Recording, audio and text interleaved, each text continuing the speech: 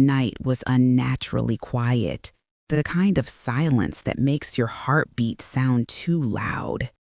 At the edge of the forgotten city, an old road stretched into darkness, untouched for years. Yet tonight, it felt like something was waiting at the end of it. Four friends stepped into the forgotten district, joking nervously to hide their fear.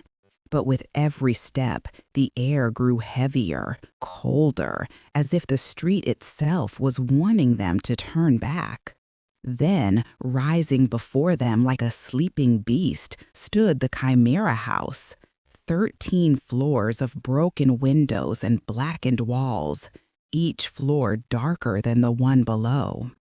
Ali reached for the rusted gate, planning to push it open, but before he touched it, the gate groaned and swung inward on its own.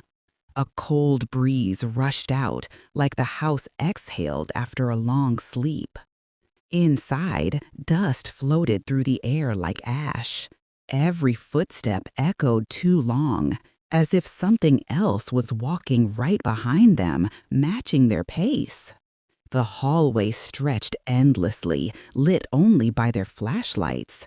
Each door they passed seemed to breathe, swelling slightly, like lungs trapped within the walls. Sarah gasped as she saw a silhouette in a broken window across the hall. It stood still, too still, watching them without moving a muscle, and then it melted into the darkness. The nursery looked untouched for decades, yet toys lay scattered across the floor like children had just been playing. A small rocking horse moved on its own, slowly, rhythmically. A single porcelain doll sat upright on a shelf. As Maya focused her camera on it, the doll suddenly toppled forward, hitting the ground with a sound far louder than it should have been. The hallway of mirrors reflected every angle of their fear. But then Ali noticed something horrifying. Their reflections were a half-second behind their real movements. Rizwan stared at his reflection, frozen.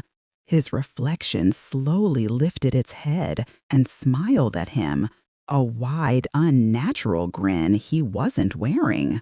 The temperature plummeted. Frost crawled across the walls like living vein of ice, and every breath became a cloud hanging in the air. Footprints began